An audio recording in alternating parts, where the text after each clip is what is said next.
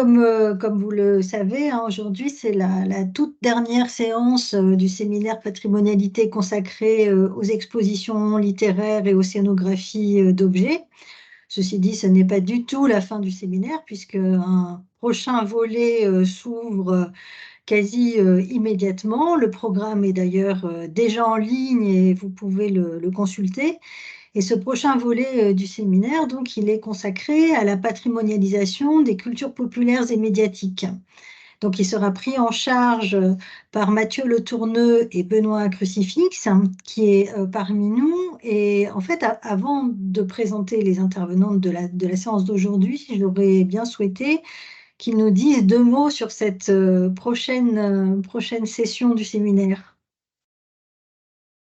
Oui, tout à fait. Merci Anne-Christine. Donc pour info, je mets dans le chat il y est déjà, je crois, le lien vers le séminaire. Donc, il y aura lieu en 3 séances, une le mois prochain, exactement pile dans un mois, le 24 novembre à la KBR, en comodal, comme d'habitude, qui accueillera Mathieu Le Tourneux, Loïc Cartiaga et Virginie Clayson autour du livre qu'ils ont fait à la découverte il y a maintenant une année, je crois.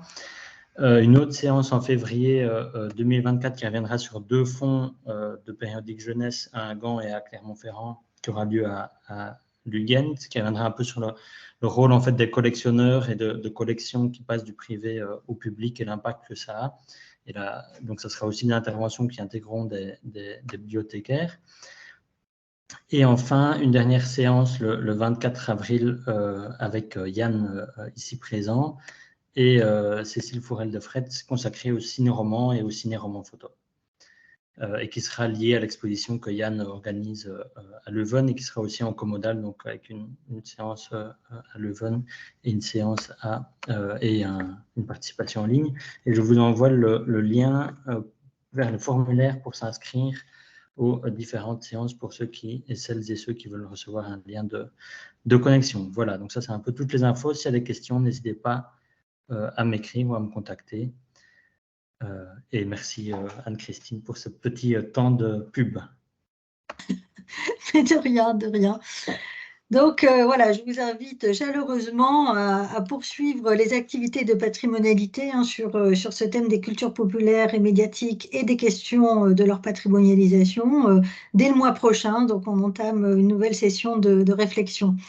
Alors, pour le moment, on va terminer ce que nous avions commencé, et ce que nous avions commencé d'ailleurs au mois de juin 2023, puisque nous nous étions intéressés à l'exposition du livre sous la forme d'une table ronde, qui avait été menée entre Marcella Siburskia, qui est ici, Christophe Imperiali et Pierre Clouet.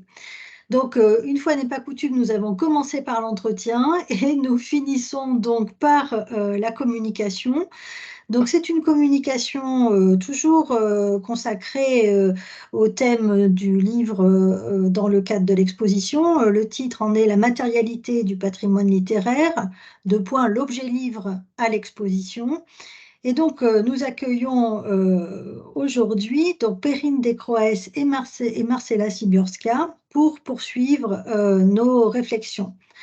Alors, je vais les présenter brièvement. Je vais commencer par Perrine. Donc, Perrine Descroès est étudiante. Elle est en dernière année de master en langue et lettres françaises et romanes, à finalité monde du livre et de l'édition. Elle est inscrite à l'Université libre de Bruxelles. Elle est intéressée par les liens qui unissent la littérature et les arts au sens large, et elle réalise actuellement son mémoire de fin d'études sur la construction de soi en tant que femme artiste au travers de la figure de Marie Barkitseff.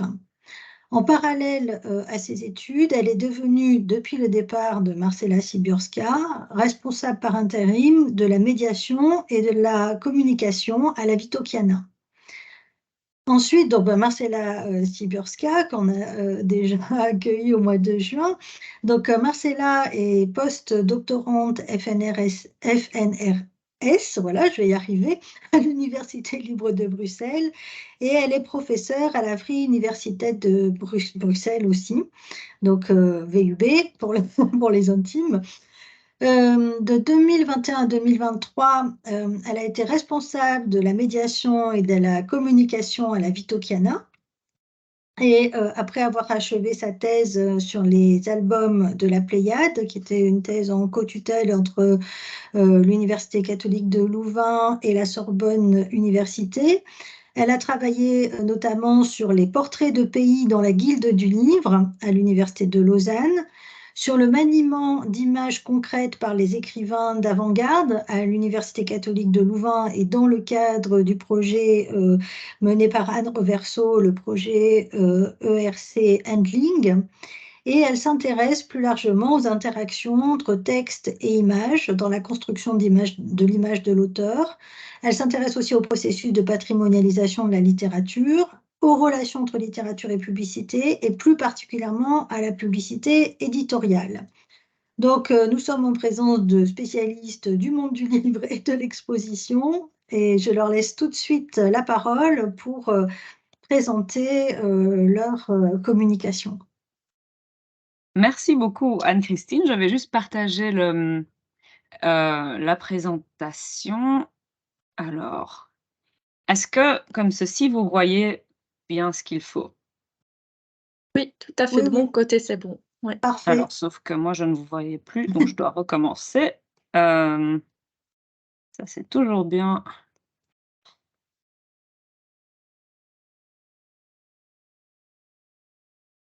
Et voilà, ça devrait marcher. Oui, c'est bon.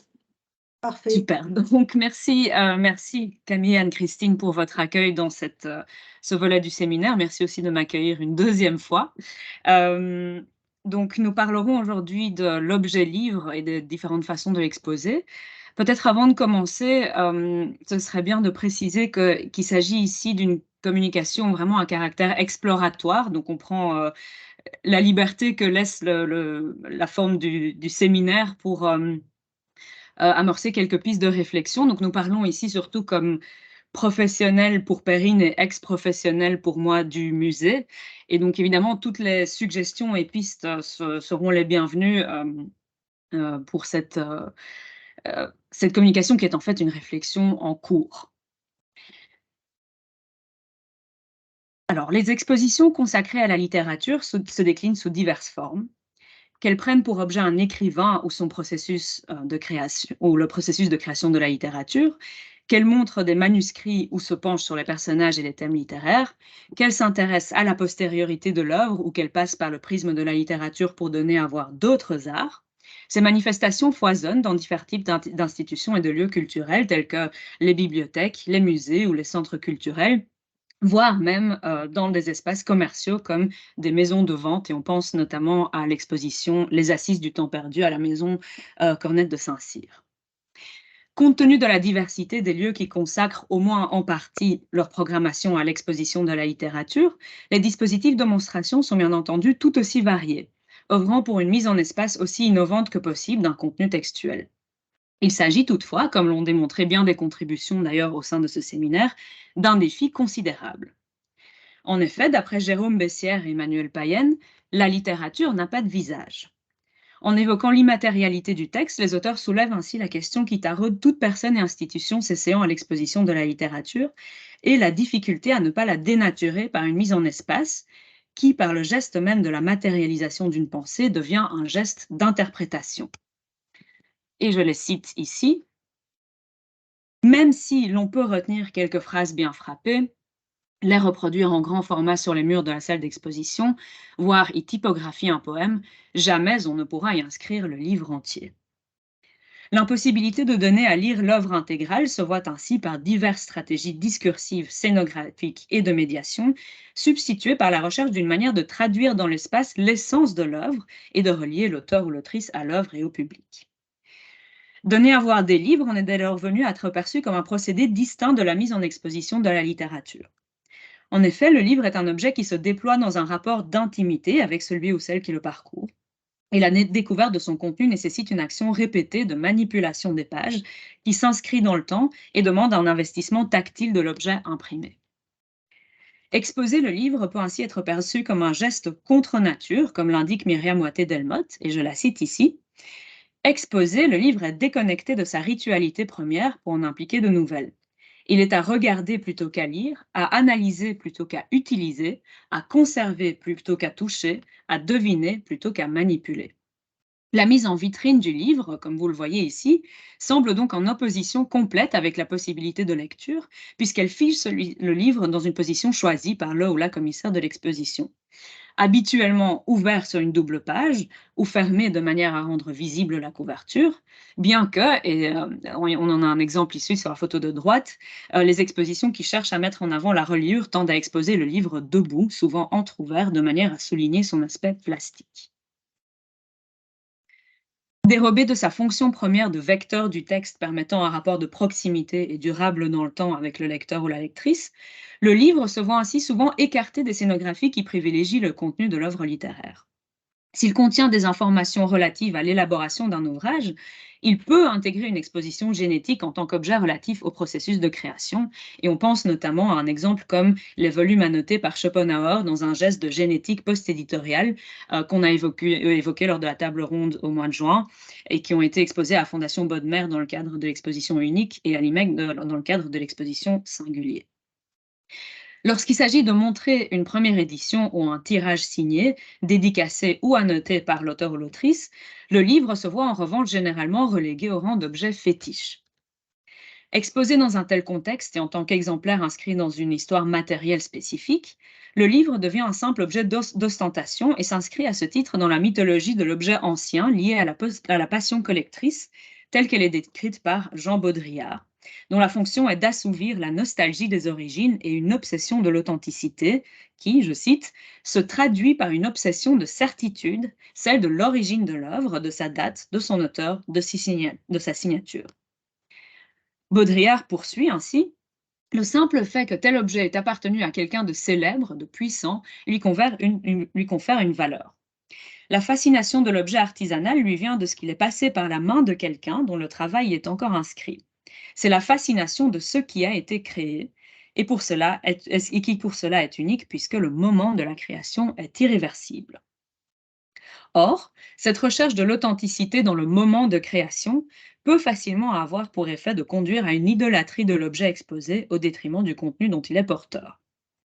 Afin d'éviter de tomber dans cet écueil, la question se pose désormais souvent pour les commissaires d'exposition littéraire: comment circonvenir le livre?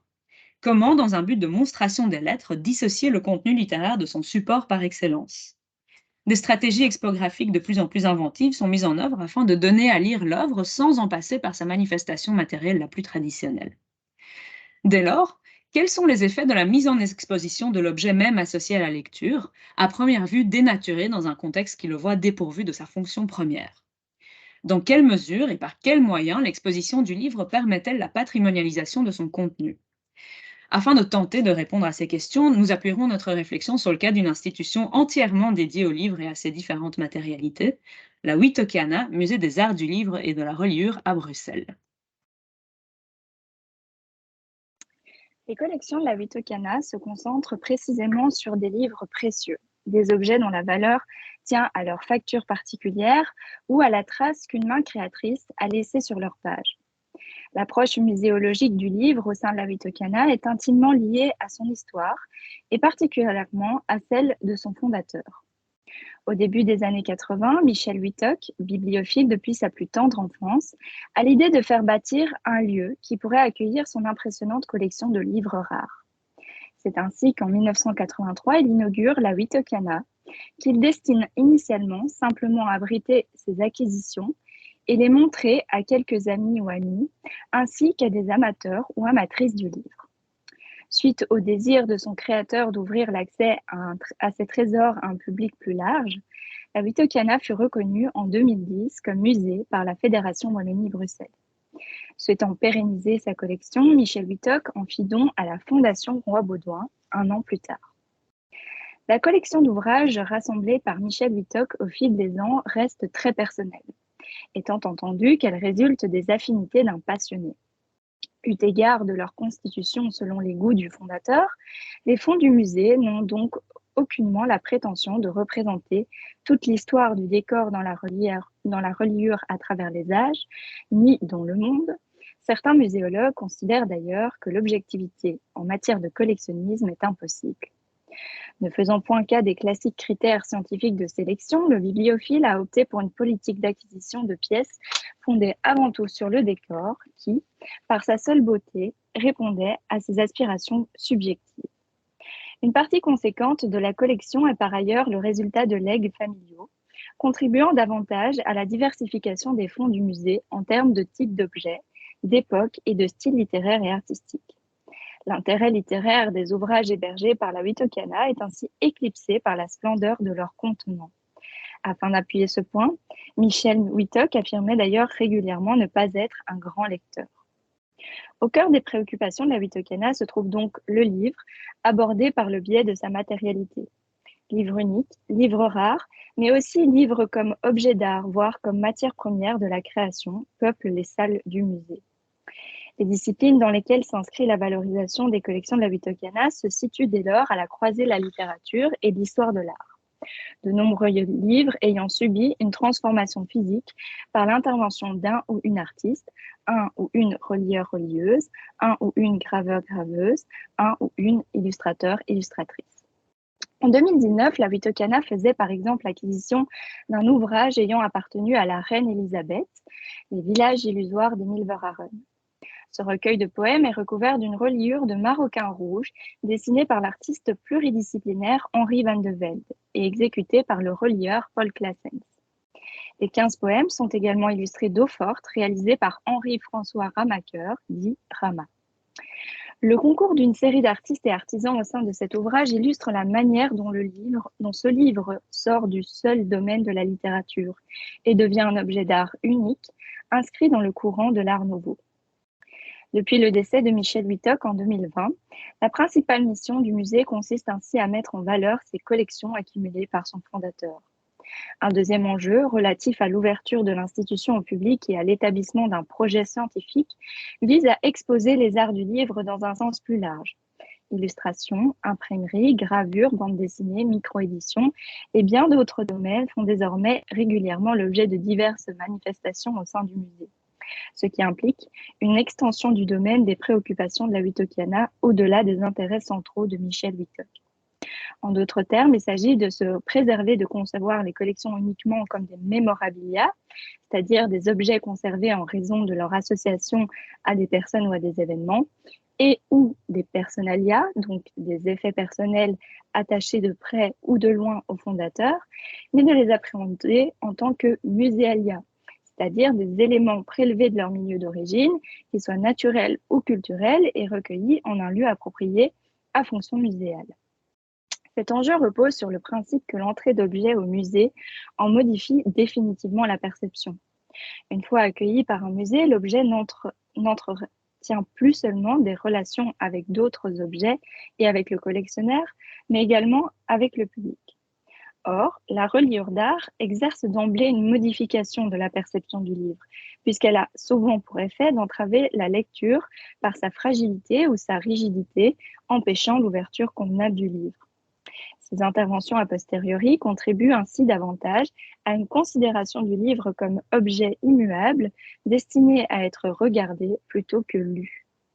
La muséalisation signe ainsi un passage dans le domaine public de collections privées déjà caractérisées par un détournement du livre de sa fonction usuelle. Depuis 2021, la Biblioteca Wittokana a officiellement changé de nom pour devenir la Wittokana, Musée des Arts du Livre et de la Reliure. Bien qu'elle traduise l'évolution du lieu, qui se donne désormais pour mission de soutenir la création contemporaine dans le domaine du livre, cette modification de nom de l'institution, cherchant à éviter toute confusion avec un lieu d'emprunt et de consultation de livres, marque simultanément un écart creusé entre le public et les objets qui y sont donnés à voir.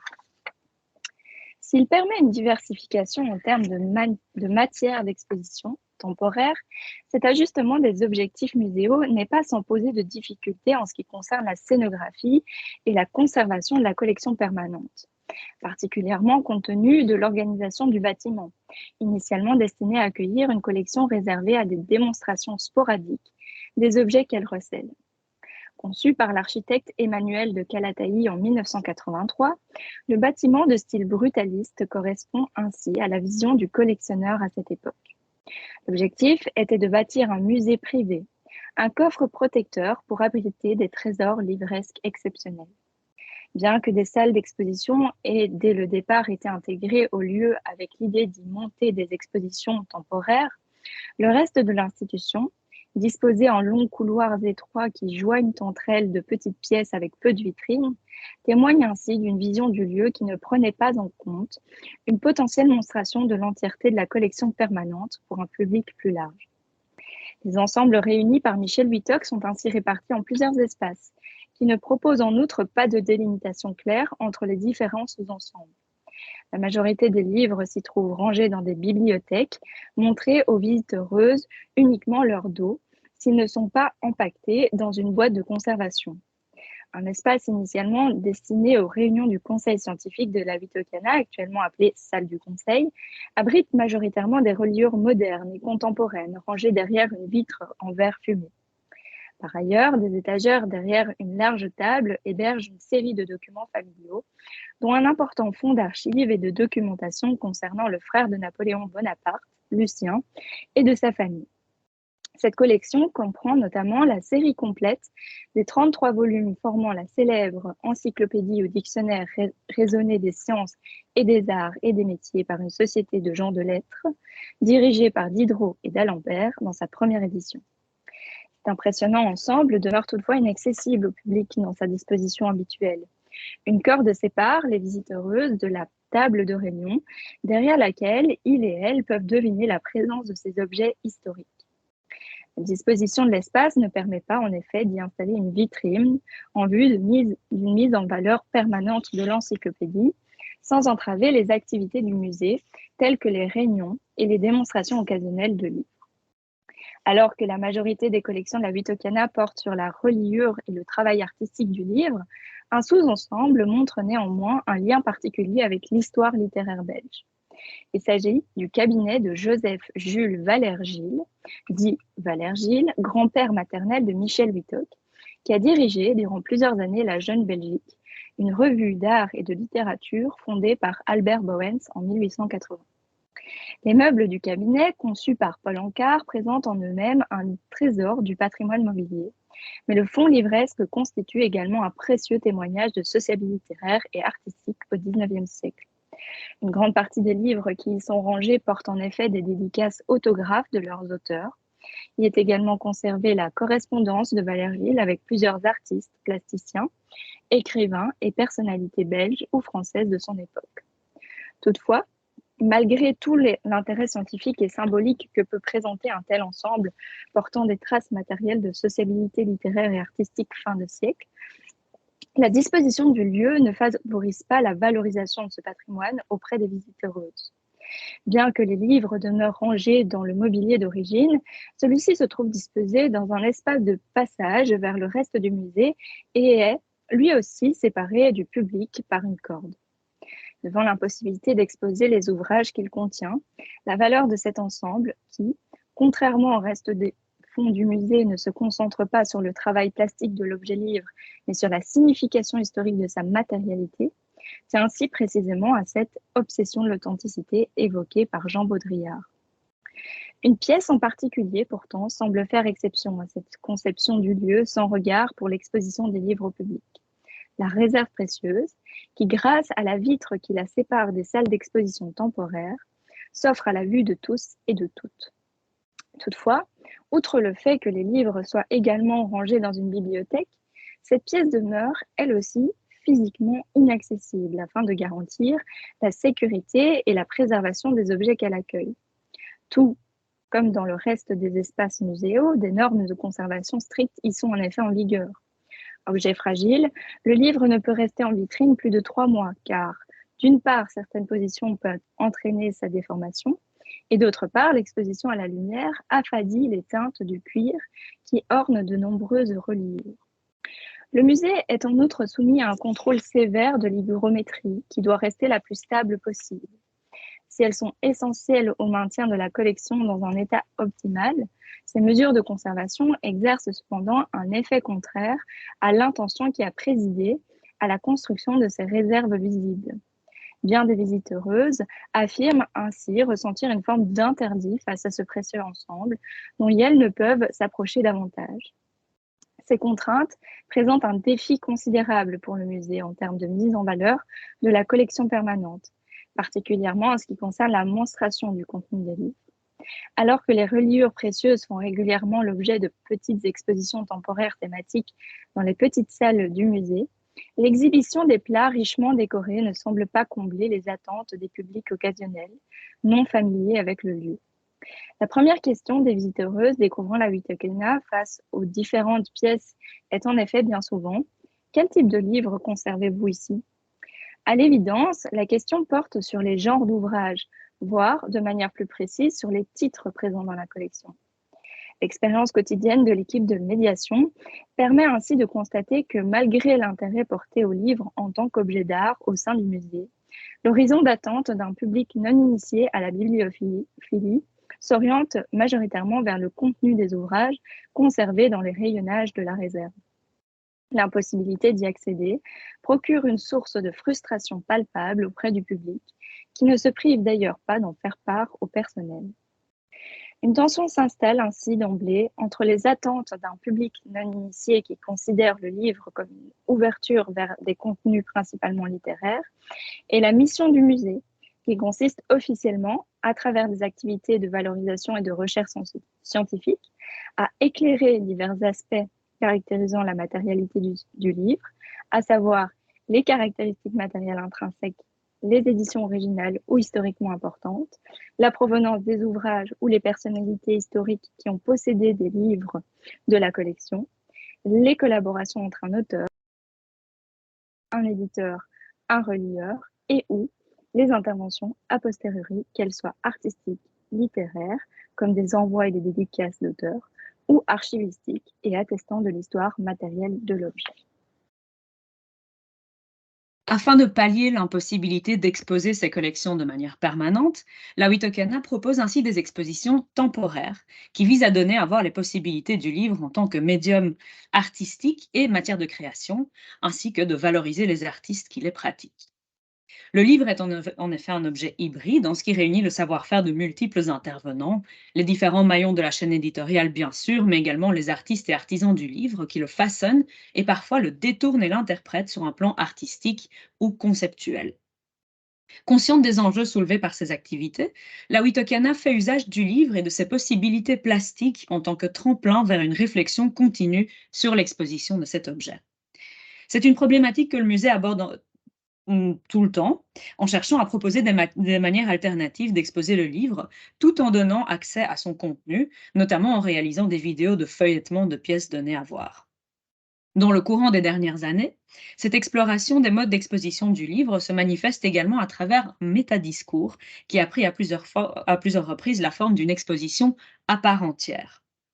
Le thème de ces manifestations, mais aussi les réalisations artistiques qui y figurent et leur mise en espace, suscite un questionnement auprès du public vis-à-vis du rôle du livre en tant qu'objet matériel, dans les possibilités d'assimilation et les modes de circulation de son contenu. Par la scénographie, l'exposition propose ainsi une relecture de l'objet livre dans un cadre construit. Un projet particulier a récemment revendiqué cette dimension métaréflexive centrée sur le livre en tant qu'objet, l'exposition Touching Moving Reading Books qui s'est tenue de mars à mai 2022. Initiée par les établissements Decaux, maison d'édition fondée par Didier Decaux, le projet explorait la question « Que gagnent les livres à être exposés ?» C'est pour ça aussi que nous avons choisi ici cet exemple spécifique. Afin de tenter de répondre à cette interrogation, 5 créateurs ont été invités pour aménager des dispositifs ou des situations de la lecture au sein de cette exposition.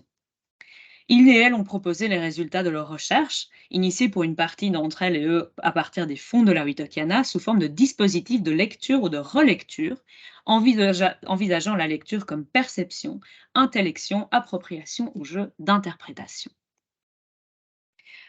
Ainsi, dans ce cadre, Les visiteurs et visiteuses avaient l'occasion de consommer par exemple un bol de soupe autour d'une cuisine transportable conçue par Thorsten Bench et Christine Dupuis, avant de rédiger leur propre recette ou histoire culinaire qui intégrait ensuite la construction en carton.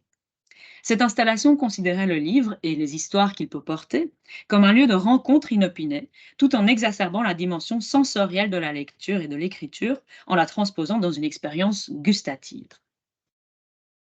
Didier Decoux alimentait à son tour les tables de la salle d'exposition d'une série de livres d'artistes, prenant pour point de départ et détournant les ouvrages issus des collections de la Wittokiana, eux-mêmes présentés sous la vitrine, comme vous pouvez le voir sur cette capture d'écran de la captation 3D de l'exposition.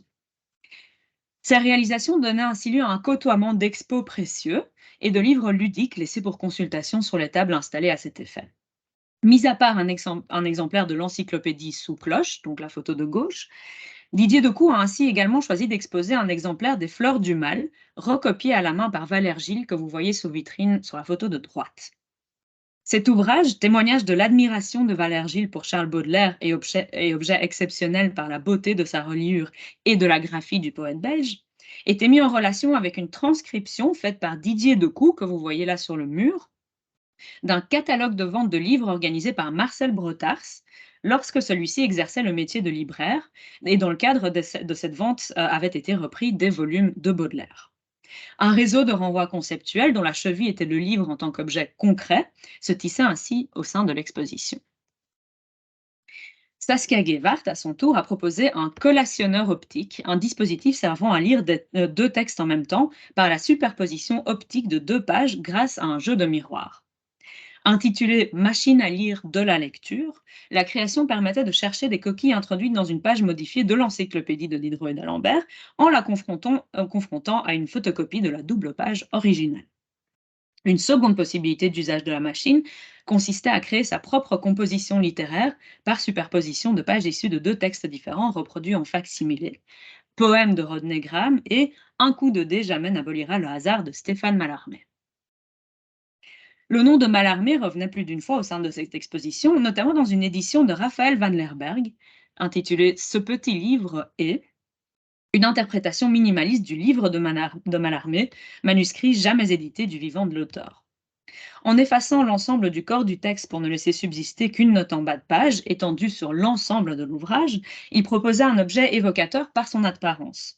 La couverture avait ainsi gardé le design éditorial de la NRF, immédiatement reconnaissable par un lecteur averti. Cette approche marginale, fragmentaire du texte interroge le rôle des attributs de l'éditeur, identifiables grâce aux caractéristiques matérielles du livre, dans la pérennisation d'une œuvre littéraire dans la mémoire collective. Finalement, pour sa création intitulée « Au commencement », Clara Gewart, qui est relieuse, a fabriqué des étuis à la taille d'une série de livres qu'elle a choisis selon ses affinités personnelles dans les collections de la Wittokiana, sans prendre en compte la dimension de leur reliure. À l'intérieur de ces étuis, elle a mis à disposition des cahiers comprenant des reproductions de la page de titre et de la première page du livre concerné, au dos duquel figurait une description de la reliure. Les livres en question étaient ensuite exposés au fur et à mesure de la durée de l'exposition dans une salle adjacente. La volonté de l'artiste était ainsi d'opérer un renversement de l'approche du livre telle qu'elle est d'usage à la Wittokiana, en incitant le public à aborder l'objet livre par son contenu et non par son contenant élaboré, lui donnant envie de se plonger dans le récit dont les premières phrases étaient données à lire sur les feuillets que les lecteurs et lectrices pouvaient emporter avec elles et avec eux. La reliure, se manifestant d'abord sous la forme dématérialisée d'une description textuelle, constituait une deuxième étape de l'appréhension de l'installation, volontairement séparée du reste de l'exposition, courant d'ailleurs ainsi le risque calculé d'être manqué par une partie des visiteurs et visiteuses, qu'aucune indication n'invitait explicitement à continuer le parcours dans les salles suivantes.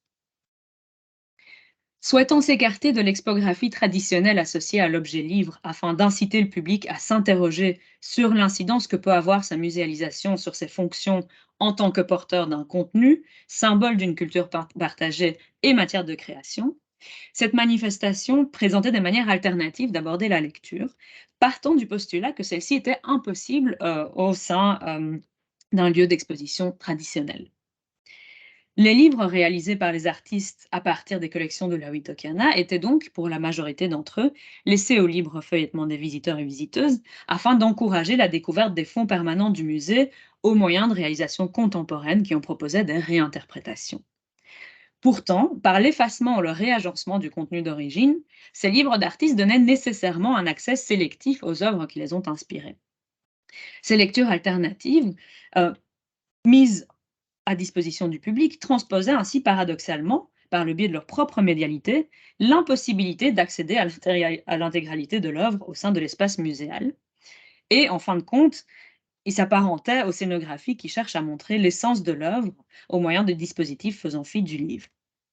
La dépossession générée par cette expographie interactive, qui, plutôt que de dévoiler le contenu des collections du musée, les investissait en tant que terrain de création, a dès lors mis en lumière une question qui s'est formée de manière collatérale, à la faveur de la part d'expérimentations qui étaient autorisées par une telle démarche ouverte.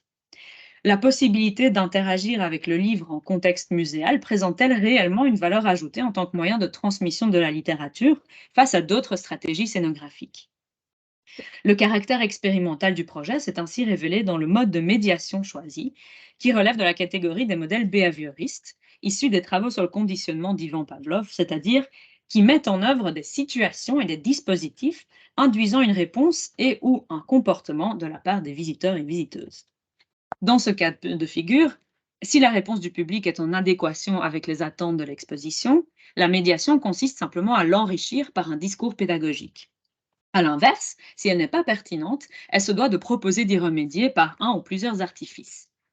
En l'occurrence, une stratégie de guidage visuel a dû être déployée face à un manque d'interaction du public avec les dispositifs exposés. En effet, contrairement aux attentes des artistes commissaires et du personnel de la Wittokiana, et malgré le titre explicite de l'exposition, Touching, Moving, Reading Books, les visiteurs et visiteuses n'osaient pas transgresser les codes de comportement habituellement associés à l'espace du musée en touchant les expos figurant sur la table. Une signalétique sous forme de pictogramme a ainsi été mise en place au cours de l'exposition pour signifier clairement l'interaction autorisée avec l'œuvre présentée par le biais de courtes injonctions Touch, Move, Read ou Take One.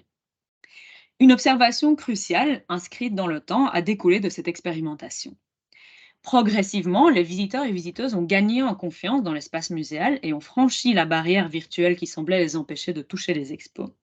Les traces d'usure présentées par certains objets semblaient en outre stimuler ces interactions. Cette modification de comportement s'est poursuivie jusqu'à la fin de l'exposition, invitant le public à s'approprier le lieu et les objets qui y sont donnés à voir, jusqu'à ce qu'un visiteur ou une visiteuse finisse par emporter une des pièces qui était destinée au départ à rester dans l'exposition, un fac-similé du poème collectif de Robert Filliot. Un renversement inattendu s'est ainsi opéré dans le rapport du public avec les salles muséales. Si la médiation textuelle, à savoir le livret du visiteur, n'a pas nécessairement contribué à une meilleure compréhension du contenu de l'exposition, et d'ailleurs les commentaires laissés par les visiteurs et visiteuses dans le livre d'or du musée en attestent, puisque le public semblait majoritairement trouver ces lectures fragmentaires hermétiques, voire élitistes, eh bien, les indications d'ordre behavioriste ont permis d'amorcer une méta-réflexion sur le rôle de l'objet livre et de ses affordances, c'est-à-dire la capacité d'un objet ou d'un système à évoquer son utilisation ou sa fonction. Et ici, spécifiquement, dans un contexte démonstration particulier. Par l'adaptation de la scénographie aux affordances du livre au sein d'une institution qui, généralement, contribue à la sacralisation de sa matérialité, ces expositions ont ainsi contribué à situer l'objet à la croisée d'expériences muséales que Jean d'Avalon qualifie de proximales et temporelles. Il écrit « Au cours de la visite, le proximal correspond à ce que le visiteur, situé à un moment donné de son parcours, peut appréhender, ce qu'il découvre, fait, voit, lit et vit à ce moment-là. Dans un monde des écrans du livre, cela correspondrait à ce qui est sur un écran ou sur une double page en tant qu'unité médiatique présente pour l'internaute ou le lecteur à un instant donné. Le temporel est au contraire fondamentalement lié au parcours en tant qu'il est déplacement dans l'espace. Pour filer la métaphore de l'écran du livre, le parcours renverrait plutôt à la navigation ou au feuilletage. Si Jean d'Avalon applique le proximal et le temporel au déploiement du parcours du visiteur dans l'espace, donc, la mise à disposition des livres au feuilletement des visiteurs ou visiteuses, qui nécessite un investissement de l'objet impliquant le contact physique et le déroulement du contenu dans le temps, rapporte ces deux concepts à l'objet même et à l'influence qu'il exerce sur les actions du public, concrétisant au passage de manière littérale la métaphore du livre mobilisée ici par l'auteur. En formulant la question Que fait l'exposition aux livres? Le projet Touching Moving Reading Books a ainsi, de manière inattendue, proposé une réponse à l'interrogation réciproque. Que fait le livre au musée? En effet, en encourageant les visiteurs ou visiteuses à s'emparer des objets exposés, l'institution semble avoir contribué à modifier en ses murs les comportements implicites qui régissent les parcours muséaux, tout se passant comme si les pièces qui ne bénéficient pas de la protection d'une vitrine, même au-delà des salles d'exposition temporaires, étaient libres à la manipulation. Quelques mois après Touching Moving Reading Books, une nouvelle exposition interactive a confirmé cette modification d'attitude générale envers les expos livresques. Le projet Design a Book, qui était monté suite à un appel à contribution et une sélection d'une 50aine d'œuvres jugées innovantes dans le domaine du livre, cherchait à dresser un état de l'art du design du livre contemporain de part et d'autre de la Belgique. La volonté des commissaires, Nadia Corazzini et Géraldine David, était de laisser à disposition du public tous les livres qui n'étaient pas des pièces uniques. Bien que cette liberté haptique n'ait été d'application qu'au sein de l'espace restreint de l'exposition, les visiteurs et visiteuses ne se privaient désormais plus de toucher diverses sculptures et autres objets qui figuraient sur des socles dans d'autres salles du musée, sous prétexte que l'autorisation de toucher avait été donnée une bonne fois pour toutes. En menant nos réflexions sur le rôle de l'objet livre au musée, nous avons souhaité investiguer les manières dont la patrimonialisation de la littérature peut prendre forme au sein des démarches expographiques qui s'y attachent. Nous avons montré que les dispositifs étudiés ici, qui visaient à initier des interactions naturelles des visiteuses avec le livre, menaient à une inflexion du rapport du public à l'espace muséal, sans pour autant nécessairement susciter un intérêt particulier pour la matière littéraire à l'origine des pièces exposées. Si ces manifestations participent à la valorisation de certaines œuvres littéraires existantes par leur détournement ou relecture, la possibilité d'identification de ces œuvres par un public averti tient à la reconnaissance préalable dont jouit l'œuvre en question, à l'instar des écrits de Mallarmé, auteur régulièrement visé par ce type d'expérimentation autour du livre. Au terme de nos explorations, la question demeure donc: quelle place pour la littérature au sein d'un lieu dédié à l'exposition du livre? Cette communication, construite sur base d'un cas spécifique, permet de relever quelques stratégies auxquelles s'est essayée l'institution afin de tâcher d'y répondre. Pour pouvoir explorer cette interrogation plus en profondeur, une étude englobant d'autres institutions exclusivement dédiées au livre devrait être réalisée. Ayant conscience de ces limites, nous l'avons en effet conçue comme une fenêtre ouverte sur le sujet. Le choix muséographique de la Wittokiana, fondé sur l'origine et la composition des collections permanentes, d'attirer l'attention sur l'objet livre et ses matérialités, de le détourner partiellement de sa fonction de porteur de texte et d'image, permet principalement de susciter la curiosité vis-à-vis de son contenu. Mais force est de constater que dans ce contexte spécifiquement dédié au livre en tant qu'objet concret, ce contenu passe à la trappe des caractéristiques formelles de l'objet, à moins qu'une médiation spécifique ne lui soit accordée.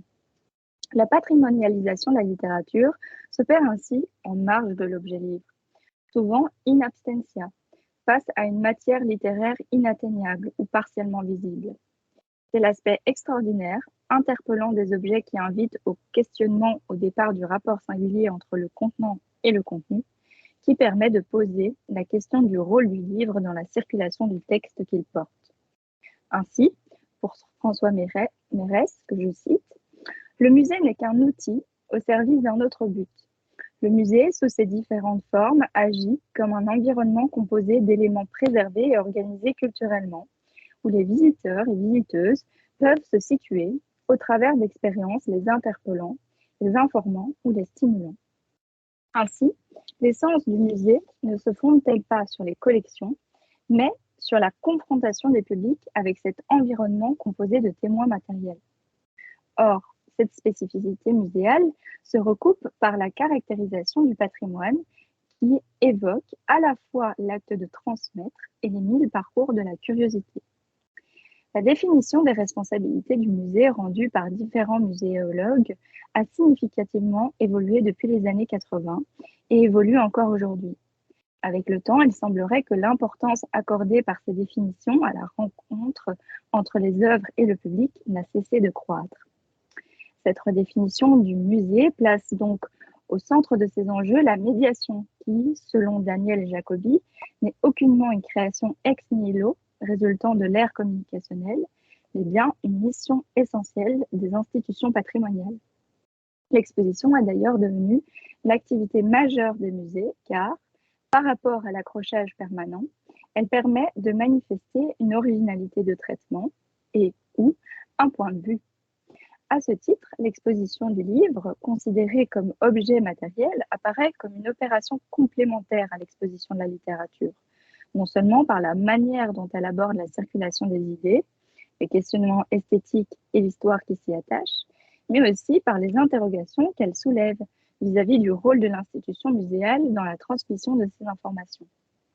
Dès lors, pour concevoir le rôle de l'exposition du livre dans la patrimonialisation de la littérature, il faut en revoir le champ sémantique. Nous pouvons dès lors ici nous reporter aux conclusions de l'ouvrage Exposer le livre, rassemblant le point de vue de plusieurs professionnels du monde du livre, qui se référait à l'article La vie dans un monde sans objet de Tim Ingold. Dans cet article, Ingold opère une distinction entre l'objet, qui apparaît comme accompli et figé, et la chose, qui correspond à un processus en cours.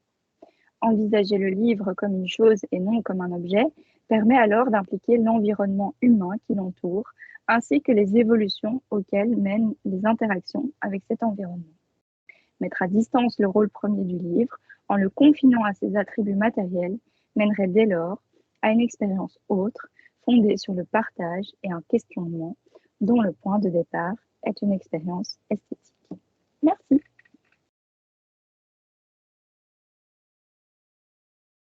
Merci. Merci beaucoup pour cette très riche communication qui va, je pense, susciter un certain nombre d'interrogations. Alors, est-ce que quelqu'un veut se lancer pour d'éventuelles questions, remarques, compléments?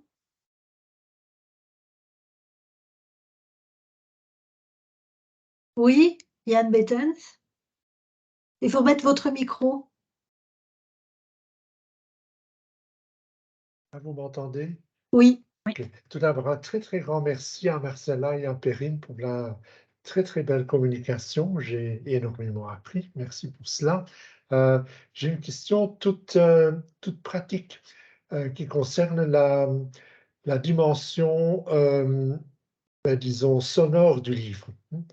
Puisque même lorsqu'on lit, lorsqu'on pratique la lecture silencieuse, on entend d'une façon ou d'une autre le texte, et ces dimensions sonores fait partie à la fois de l'écrit et à la limite du livre même, puisque le fait de feuilleter, le fait de toucher aussi génère, je n'ose pas dire un bruit, mais une ambiance sonore qui joue énormément même dans cette intimité du contact avec le texte et l'objet livre. J'aimerais bien savoir si dans votre réflexion, quelle est la place que vous donnez à cette dimension-là dans votre pensée du livre qui s'expose. C'est une très bonne question.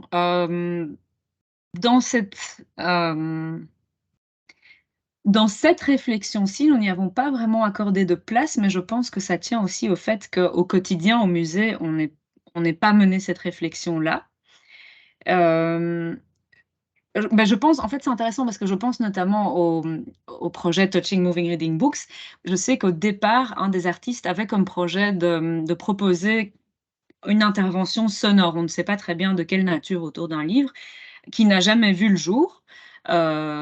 Donc on peut bien se demander pourquoi. Mais en fait, toute cette dimension sensorielle du livre, elle est vraiment rendue par des activités périphériques aux expositions, quand on sort des livres, quand on tourne les pages, quand les gens... Et là, parfois, on a des commentaires sur, par exemple, le son du papier, d'un papier spécial, d'un grand papier, quand on tourne les pages du livre. Sur l'odeur des livres aussi, les gens essaient de mettre leur nez dans les exemplaires, on doit essayer de les chasser. Mais c'est une dimension qui est fortement négligée, effectivement.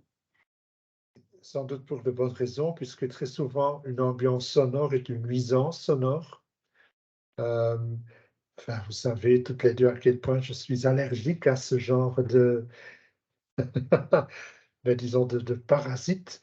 Mais en même temps, enfin, on ne peut pas mettre entre parenthèses la dimension sonore. J'ai Mallarmé, enfin, le son, le bruit, sa manière de penser le livre sous forme de performance théâtrale donne une grande place à tout cela aussi.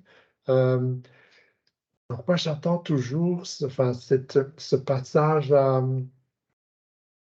ben, disons, à cet univers sonore-là dans l'exposition du livre.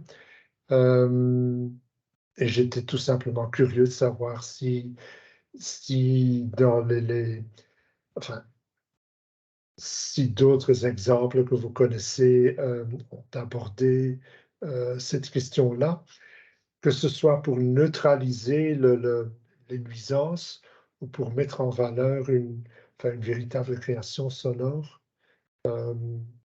Enfin, en même temps, ça me fait peur et ça me fascine. Ce serait un projet à lancer peut-être au musée. Oui, oui, oui, ce sera pour Perrine. Avec grand plaisir.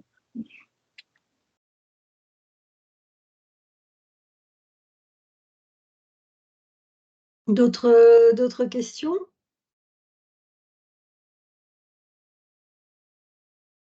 Oui, Benoît Crucifix. Oui, moi j'avais une petite question par rapport à l'exposition Touching Moving Books et aux annotations que vous avez dû ajouter pour que les gens puissent, enfin, se sentent permis de commencer à manipuler les objets, etc. Est-ce que vous avez eu aussi des cas de confusion du coup enfin, où les différentes instructions se croisaient, quoi, que des gens partaient avec des objets dont ils n'étaient pas censés emmener ou ce genre de choses? Tu veux y aller, Perrine, ou? Moi, je n'y étais pas encore à ce moment-là, mais en effet, il y a une ou un visiteur qui est parti avec un ouvrage. Donc voilà, ça a créé un peu la confusion. Non seulement ça, mais en plus, justement, les gens se mettaient à toucher absolument à tout et quand on leur faisait la remarque, c'était: «Ah mais vous aviez dit qu'on pouvait toucher» et en fait, ce qui était vraiment intéressant à constater dans ce cas-là, c'est que le livre, plus que d'autres objets, semblait encourager les gens à casser ces codes-là une fois que la permission avait été donnée. Hem, Parce que c'est pas la première fois en fait, surtout le livre, considéré comme, enfin, une édition limitée, par exemple, le livre plus précieux qu'un livre simplement qui serait là à titre informatif, parce qu'il y a eu d'autres expositions pendant lesquelles on mettait des livres, je ne sais pas, sur la peinture que les gens pouvaient feuilleter. Mais il n'y avait pas eu ce problème-là et à partir du moment où on touchait un exemplaire de création et les gens investissaient leur temps aussi, dans le parcours de cet objet, soudainement, ça semblait chambouler complètement les codes du musée et c'était étonnant parce que ça a vraiment eu un impact durable sur le rapport du musée. On a vu encore après cette exposition, ça a continué et puis bon, pas de chance, l'exposition suivante effectivement enfin non, c'est pas vrai. Une exposition entre les 2 était une exposition plus classique, mais ça n'a pas empêché les gens de toucher à tout quand ils se rendaient dans d'autres salles. Et ça continue encore aujourd'hui d'ailleurs.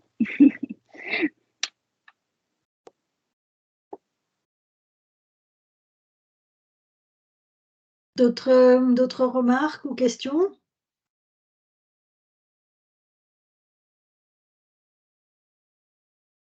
Alors moi j'en avais une concernant le livre considéré comme muséalia et donc non plus comme memorabilia ou personalia. Est-ce que le fait de le considérer comme ça, comme un objet finalement complètement décontextualisé, empêche le fait qu'il patrimonialiserait du littéraire? Enfin, comment ça peut s'articuler d'être à la fois une muséalia, un objet décontextualisé, et de patrimonialiser de la littérature? En fait, je pense que, la difficulté qui se pose à ce moment-là n'est pas tant dans la patrimonialisation elle-même ou l'inscription de la littérature dans un certain patrimoine ou un certain canon. Par exemple, beaucoup de visiteurs aussi posent la question, ah, si ces livres-là sont reliés, ça veut dire qu'ils doivent être importants. Mais ça empêche plutôt la transmission de ce contenu. Donc ça fait acquérir un statut particulier au texte qu'il y a à l'intérieur, en tout cas aux yeux du public, par son entrée au musée. Mais en revanche, ça nous rend la tâche très difficile quant à l'accès au texte même. Donc cette patrimonialisation, elle se fait vraiment d'un point de vue plutôt symbolique et moins dans l'aspect circulation et transmission. Je ne sais pas, Perrine, si tu es d'accord avec ça. Oui, je suis assez d'accord. Et par rapport à cette volonté d'en faire des musées alias, c'est aussi pour un peu sortir de la personnalité du fondateur, la volonté de faire vraiment du lieu un musée qui accueille des objets qui donnent à être connus en dehors du fondateur. D'accord, Mais merci. Oui. C'est vrai que on était assez surprises nous-mêmes parce que on était partis de cette idée de on va écrire sur ce que ça fait de patrimonialiser le texte par l'objet livre. Et en écrivant la conclusion, on commençait à devenir frustrés en se disant, mais en fait, l'un et l'autre les deux ne sont pas forcément liés. Et donc, à moins de faire un effort conscient de sortir le texte justement du livre, l'exposition du livre est vraiment un processus distinct de la patrimonialisation de la littérature. Alors après, évidemment, notre communication portait sur le cas très précis de la Wittockiana. Oui, Yann Bettens. Je ne veux pas du tout monopoliser la parole, mais c'est tout simplement ma fascination et mon intérêt pour ce dont vous avez parlé. Je me demande si, disons, cet obstacle, cet écueil à la patrimonialisation, c'est un mot que je n'arrive pas à prononcer correctement, si ce n'est pas fortement lié au genre exposé, puisque dans le cas de la poésie, par exemple, ça me paraît jouer beaucoup moins que dans le cas de l'encyclopédie de Diderot et d'Alembert. On ne peut évidemment pas montrer in extenso, mais dans pas mal de livres de poésie, il y a, j'exagère un peu, davantage à voir qu'à lire. Et là, cet obstacle, à mon sens, ne joue plus. Et on a pu le voir dans certaines expositions de la Wittockiana. Jeudi, je me suis inscrit pour la visite guidée à Mons du manuscrit original d'une saison en l'enfer, qui est exposé à Mons, donc le soi-disant original imprimé à Bruxelles, etc. etc. J'aurais du mal à m'imaginer que cet objet-là, en tant que texte, n'est pas exposable in extenso.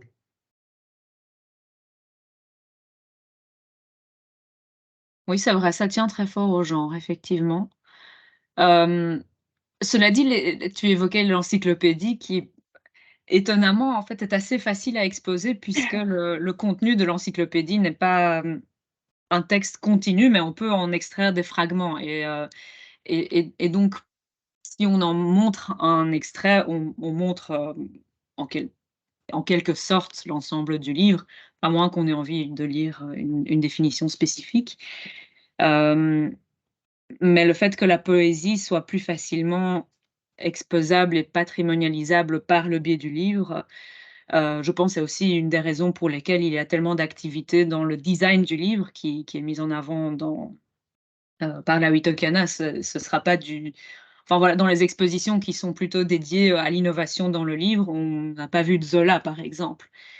Par contre, justement, Mallarmé, on le voit souvent et c'est pas la première fois. Et Brotars aussi avait réinterprété Mallarmé dans le cadre d'une exposition. Et puis, on a eu bien d'autres aussi.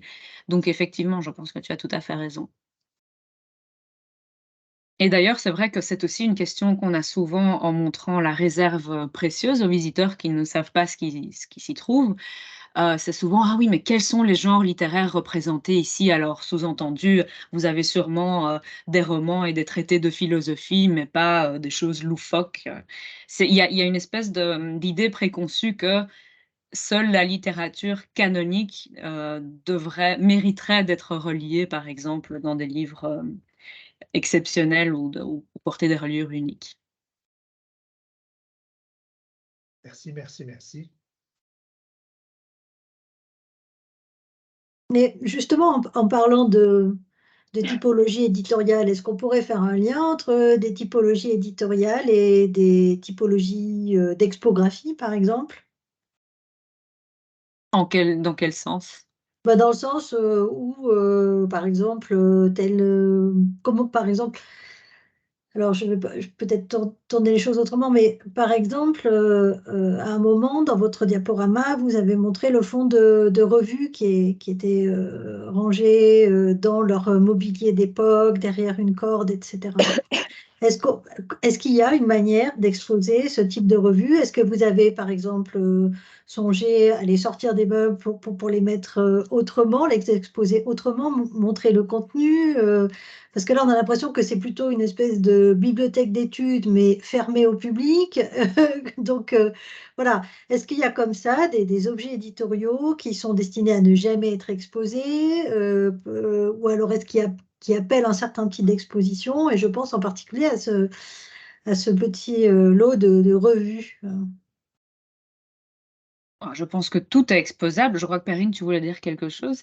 Je voulais juste dire aussi que, en fait, ça s'explique aussi par la disposition du lieu et que malheureusement, comme le lieu n'a pas été conçu à la base pour ça, ou en tout cas dans une moindre mesure, on rencontre des difficultés à mettre en valeur les biens qui sont dans les bibliothèques. Et donc, c'est un peu là où on allait aussi dans cette communication, c'est de dire que en fait, ça passe inévitablement, en tout cas à la Witokana, par la médiation, puisque c'est nous qui sortons les livres pour les montrer aux visiteurs, pour expliquer le contexte à différentes occasions. Mais oui, bien sûr, ce serait mieux si on pouvait les exposer de manière plus ou moins permanente, toujours en fonction de la conservation, évidemment. Oui, et je pense à une chose en plus par rapport à ça, c'est que donc le lot que tu évoquais, Anne-Christine, c'est la bibliothèque de Valergine. Donc il Oui. y a, alors oui, il y a la Jeune Belgique dedans, mais il y a aussi toute une collection de livres qui lui ont appartenu et donc qui sont par exemple dédicacés par, Verhaeren ou qu'il aurait annoté lui-même. Hem je pense donc effectivement, comme disait Perrine, essentiellement ce type, enfin, la valorisation de ce type d'objet passe par la médiation, et surtout par les démonstrations de livres. Il n'empêche que pour les démonstrations de livres, en général, on sort quand même des objets spectaculaires. C'est-à-dire que même montrer ces objets-là de Valère-Gilles, bah, la visite se limiterait à: «Regardez ce livre, il y a la signature de l'auteur, passons à autre chose», parce qu'il n'y a rien de spécifique à dire, sur l'objet même, et donc je pense que pour le coup, une exposition serait peut-être plus propice à la valorisation de ces livres-là parce qu'elle permettrait de construire un discours Oui. et à leur donner un intérêt visuel qui serait différent de juste ce que le livre porte en lui. Donc ça tient très fort à l'objet justement, et paradoxalement cet objet, ou peut-être pas paradoxalement justement, mais cet objet moins impressionnant favoriserait plutôt, la monstration du contenu et sa valorisation. Merci. D'autres questions?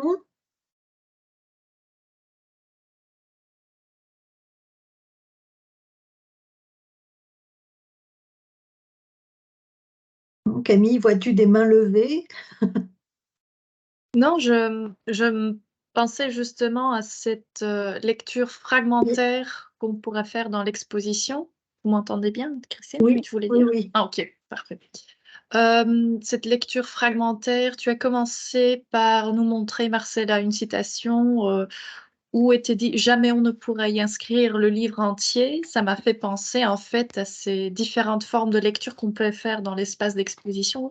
Et j'ai lu récemment ou relu récemment un article de la directrice de la Marbac qui en fait a répondu à cette non-possibilité de lire dans l'espace par en fait proposer 7 différents types de lectures possibles, d'où cette lecture métadiscursive, et ça m'a paru intéressant. Oh, la voilà, un petit chat qui nous rejoint pour ce séminaire.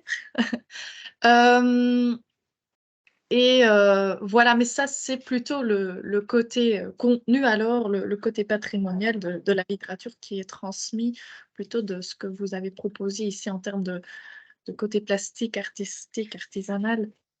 Mais peut-être que je vais vous transmettre tout de même le titre de cet article qui part alors d'un point de vue communicationnel de la transmission de la littérature. Merci.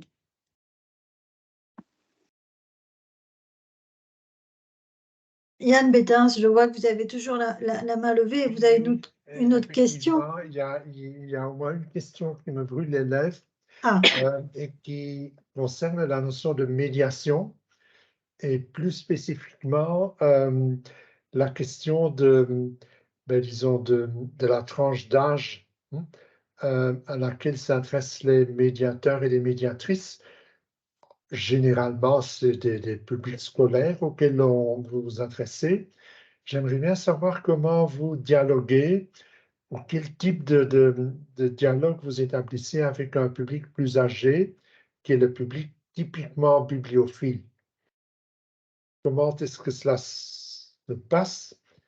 Voilà, question de simple curiosité. Tu veux répondre, Père? Vas-y. Le public bibliophile, c'est un peu le public qui nous terrifie au musée parce qu'ils font attention à des détails auxquels, en tant que romanistes, nous n'avons jamais eu le réflexe de penser avant, et donc c'est évidemment un long apprentissage. Et le public bibliophile, c'est un public qui ne s'intéresse absolument pas au contenu du livre. Et ça, c'est un réflexe que nous avons vraiment dû désapprendre parce qu'on pouvait se lancer dans des visites guidées thématiques et les gens pouvaient dire oui, c'est bien, mais quel est le cuir utilisé pour cette reliure? Donc ça prouve bien, encore une fois, que la présence de livres ne signifie pas nécessairement la présence ou l'intérêt pour la littérature.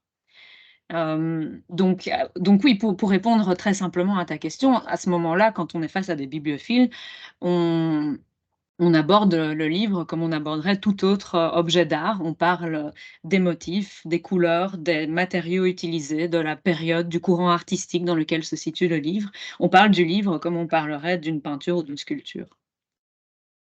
Mais quand même, de manière générale, pour les publics un peu moins spécialisés, on essaye de faire les deux, en fait.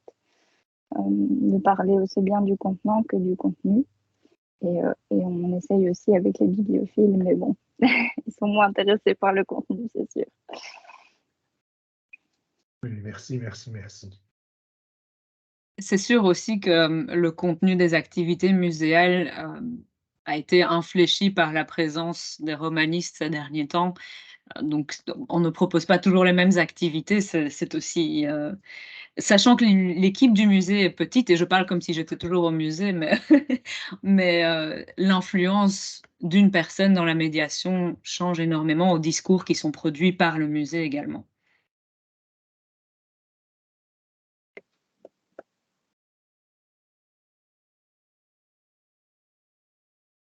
Merci. D'autres questions? On peut prendre peut-être une ou deux dernières questions, je ne sais pas. Camille, qu'en penses-tu? Oui, tout à fait, s'il en reste. Moi, personnellement, pour l'instant pas. Je pense en effet que la question de la médiation a été soulevée. Je pensais à la visite que j'avais faite dernièrement alors qui prenait la perspective littéraire de l'exposition. Et ça a fortement résonné à ce que tu viens d'évoquer en effet le point de vue que propose la médiation humaine, alors à côté de la médiation présente dans la salle d'exposition aussi, qui permet alors un autre regard sur ce que vous proposez.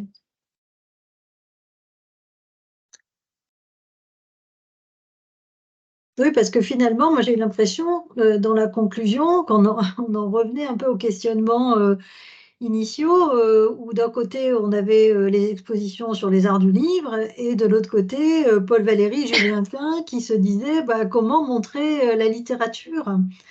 Finalement, est-ce que depuis 1937, on tourne toujours autour des mêmes questions? En même temps, j'ai l'impression que non, parce que votre exposition, la Touching, Moving and Reading Books, c'est une façon d'exposer la lecture et peut-être de déplacer encore les choses. On n'est peut-être plus forcément complètement dans cette dichotomie, mais j'ai l'impression que vous reveniez un petit peu malgré vous à ces considérations dans votre conclusion. Oui, c'était effectivement ce qui nous avait un peu frustrés. Mais ce que tu suggères là est vraiment très intéressant, de dire qu'on sort de la dichotomie littérature et livre en intégrant la lecture. Peut-être que ça rejoint cette idée de considérer le livre comme une chose et non comme un objet. Ce processus de lecture est aussi significatif dans la manière dont on va l'appréhender.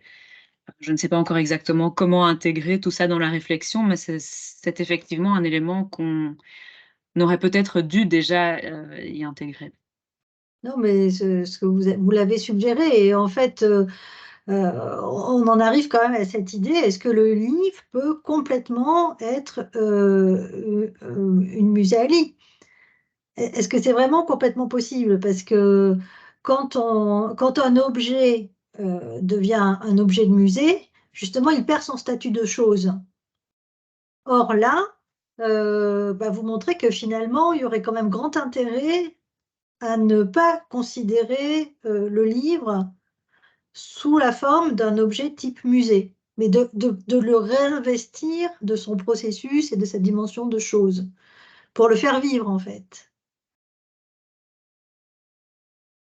Tout à fait. Merci pour ceci. De rien, c'est une discussion.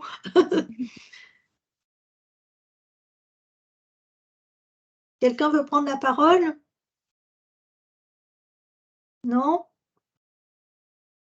Bon, dans ces cas-là, nous pouvons peut-être clore cette séance en vous remerciant toutes et tous pour votre écoute, pour vos remarques.